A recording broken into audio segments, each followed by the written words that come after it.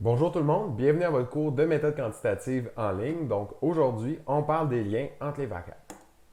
Donc après avoir abordé nos fameux liens entre les variables, on a deux autres choses à faire aujourd'hui. Donc on va faire une introduction rapide aux différents tests d'hypothèse, puis on va regarder comment faire la lecture d'un tableau à double entrée. Donc les liens entre les variables, donc c'est une question qui est à l'étude dans l'ensemble des sciences. Donc par exemple, en sciences économiques, on peut essayer d'établir le lien entre le revenu d'un individu puis son degré de consommation. En psychologie, on peut essayer de faire le lien entre le niveau de fatigue de quelqu'un puis sa capacité à performer des tâches cognitives complexes. Donc, il existe une multitude de liens possibles entre les variables. C'est ce qu'on va étudier dans les prochaines minutes. Donc, on va dire de des variables qu'elles sont indépendantes quand il n'y a aucun lien entre elles. Donc, par exemple, la taille d'un individu puis son intelligence sont deux variables qui sont indépendantes puisqu'il n'y a pas de lien entre elles. Donc, il n'y a aucune influence une sur l'autre. On va dire des variables qu'elles sont corrélées quand elles présentent un lien entre elles. Donc, par exemple, il existe un lien entre le sexe et la calvitie. Donc, les hommes sont plus susceptibles de devenir chauves que les femmes. Par contre, on parlait de causalité tout à l'heure. Donc, on connaît tous certains hommes qui gardent leurs cheveux. Donc, la corrélation ne veut pas nécessairement dire qu'il y a une relation de cause à effet, mais seulement qu'il y a un lien. Donc, on va dire des variables autre exemple de variables corrélées, donc le salaire puis le niveau de scolarité. Donc, généralement, donc si on prend un ensemble d'individus, donc on va remarquer que plus on a un niveau de scolarité qui est élevé, plus on devrait avoir un salaire qui est élevé. Encore une fois, c'est une corrélation et non une relation de causalité. Donc, si on regarde les données ci-bas, on peut voir que le salaire moyen des gens qui ont une étude universitaire est beaucoup plus élevé que le salaire moyen des gens sans diplôme. Par contre, on peut avoir un post-doctorat puis se retrouver sans emploi sous le seuil de la pauvreté, comme il y a certains emplois qui demandent un niveau, par exemple, DEP, qui peuvent être extrêmement payants. Donc, encore une fois, il n'y a pas de causalité ici, seulement une corrélation. La corrélation, on va dire qu'elle est positive quand les deux variables augmentent ou diminuent conjointement. Donc, ce qu'on veut dire par là, les valeurs faibles de l'une sont associées aux valeurs faibles de l'autre. Par exemple, note à un examen et temps d'études. Encore une fois, ça se peut très bien que je passe beaucoup de temps à étudier, que j'ai une mauvaise note, que je n'étudie pas du tout, que j'ai une bonne note, mais généralement, si on prend un échantillon d'individus, donc on devrait voir que plus je passe de temps à étudier, plus ma note devrait être généralement élevée. Corrélation peut aussi être négative. Donc ça va se dire du lien entre deux variables qui varient en sens contraire l'une de l'autre. Donc les valeurs élevées de l'une sont associées aux valeurs faibles de l'autre. Par exemple, donc nombre d'épisodes de votre série favorite écoutés sur Netflix la veille d'un examen, puis note à l'examen. Donc cette fois-là, on devrait s'attendre à ce que plus vous écoutez d'épisodes la veille de l'examen plutôt que d'étudier, plus votre note à l'examen devrait être faible, donc corrélation négative. Donc, il existe trois types de liens entre des variables qui sont corrélées. Donc, on a la concomitance, l'interdépendance, puis la causalité. Donc, c'est les trois liens qu'on va étudier là, pour les prochaines minutes. La concomitance, donc, ça va se dire du lien entre deux variables qui présentent un rapport de simultanéité, souvent sous l'influence d'une troisième variable. Donc, par exemple, on observe généralement un nombre élevé de voitures par habitant dans les pays qui ont une faible natalité. Donc, la concomitance, c'est où là-dedans? Il y a une troisième variable, soit la richesse des habitants, qui peut expliquer ce lien. Donc, généralement, dans les endroits où on a une faible natalité, on a une plus haute richesse des habitants. Puis quand on a une plus haute richesse des habitants, on a un nombre plus élevé de voitures par habitant. Donc, il y a une troisième variable qui vient expliquer la relation. L'interdépendance, ça va se dire donc du lien entre des variables qui influent une sur l'autre.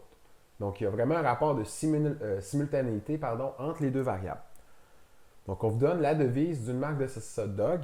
Donc, on dit plus de gens en mangent parce qu'elles sont plus fraîches et elles sont plus fraîches parce que plus de gens en mangent. Donc, on voit un peu l'interdépendance là-dedans. Donc, c'est juste un slogan de saucisses hot dog, mais si vous avez déjà travaillé dans l'épicerie, donc généralement, les gens vont acheter les produits qui sont les plus frais. OK, ils vont acheter les produits en spéciaux. Mais bon, si on se retrouve dans un dilemme, on va acheter le plus frais. Donc, la marque la plus populaire a une meilleure rotation. Les saucisses restent moins longtemps sur les tablettes, donc elles sont plus fraîches, donc les gens vont les acheter, puis la relation continue comme ça à l'infini. Causalité maintenant, donc c'est la nature du lien constaté quand une des variables agit directement sur l'autre pour provoquer un effet. Donc, par exemple, on sait qu'il y a un lien de causalité entre la consommation d'alcool puis les facultés à conduire, donc facultés motrices et cognitives. Donc, plus la consommation d'alcool est élevée, plus les facultés motrices vont être diminuées. Donc, ça, c'est un exemple de causalité qui a été prouvé encore et encore en contexte expérimental. S'il y a un lien de causalité entre mes variables, donc il y en a une qui va porter le nom de variable indépendante, qu'on va appeler VI pour sauver du temps, puis l'autre va être la variable dépendante, qu'on va appeler VD. Donc la variable indépendante, on dit c'est la variable qui agit, la cause, c'est elle qui produit un effet. Puis la VD, c'est la variable qui est déterminée par la variable indépendante, c'est celle qui subit l'effet. On peut aussi dire dans un devis expérimental qu'il y a des variables contrôlées. Donc, les variables contrôlées, c'est quoi? C'est des variables qui pourraient fausser les résultats puis qui ont été contrôlées, donc neutralisées par notre chercheur. Donc, par contre, on avait parlé en début de session des différentes méthodes de recherche. Donc, en méthode expérimentale, le chercheur doit prédire, en fait, là, de contrôler l'effet d'un paquet de variables sur les deux variables qu'il essaie d'isoler. Établir l'existence d'un lien de causalité, donc, c'est pas toujours facile. J'avais parlé tout à l'heure de la distinction qu'il y a à faire entre corrélation et causalité.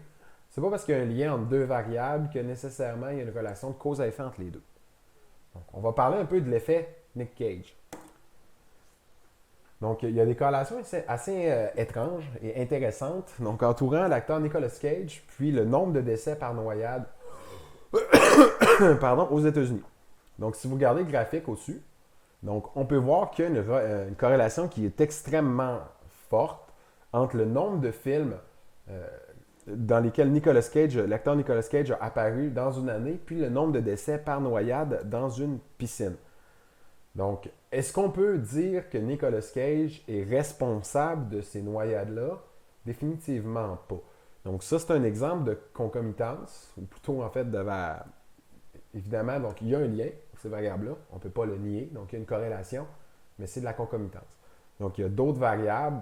Évidemment, c'est assez difficile de les isoler. On ne peut pas savoir c'est quoi là-dedans, mais on peut supposer qu'il y a différentes variables, différents facteurs qui viennent expliquer cette relation-là. Donc, il n'y a pas de relation nécessairement directe de causalité entre les deux. On s'intéresse encore à Nicolas Cage. Donc, au-delà du nombre de films que Nick Cage va sortir dans une année, donc il y a une corrélation négative entre le score Rotten Tomatoes, pour ceux qui connaissent, donc du film, des films de Nicolas Cage, puis le nombre de noyades. Donc, si on regarde ça, plus Nicolas Cage sort de films dans une année, plus vous avez de chances de vous noyer. Par contre, si ces films sont bons, vous devriez être sauvé. Donc, encore une fois, c'est un autre exemple de corrélation qui n'implique pas de causalité. Donc, établir un lien de causalité, c'est extrêmement difficile. Puis d'ailleurs, quand on a vu les différentes méthodes, on a vu qu'il y a seulement une méthode de recherche qui nous permet de faire ça, puis c'est la méthode expérimentale. Donc, on va prendre quelques instants pour répondre aux questions suivantes. Donc, c'est notre exercice pour la semaine. Donc, si ce n'est pas déjà fait, là, faites une petite pause, prenez le temps de regarder les 3 numéros suivants, puis on va les discuter ensemble. Donc, je vous demande de dire si l'expression de la corrélation entre les variables devrait être positive ou négative, puis quelle devrait être, s'il y a une relation, la variable indépendante et la variable dépendante dans ces couples de variables-là. Salaire et l'expérience. Donc, premièrement, quelle variable serait le plus susceptible d'être la variable indépendante? À ce moment-là, ça serait l'expérience. Donc, votre niveau d'expérience, par exemple, mesuré en années, a un effet sur votre salaire. Encore une fois, il n'y a pas de causalité. On peut passer très longtemps dans une entreprise sans nécessairement avoir d'augmentation de salaire, mais généralement, plus ça fait longtemps que je suis là, plus mon salaire est élevé. La corrélation devrait-elle être positive? Oui. Donc, je viens de le dire, plus mon expérience est élevée, plus mon salaire devrait être élevé. Le degré de prématurité, donc mesuré en nombre de jours avant terme d'un bébé, puis son poids à la naissance.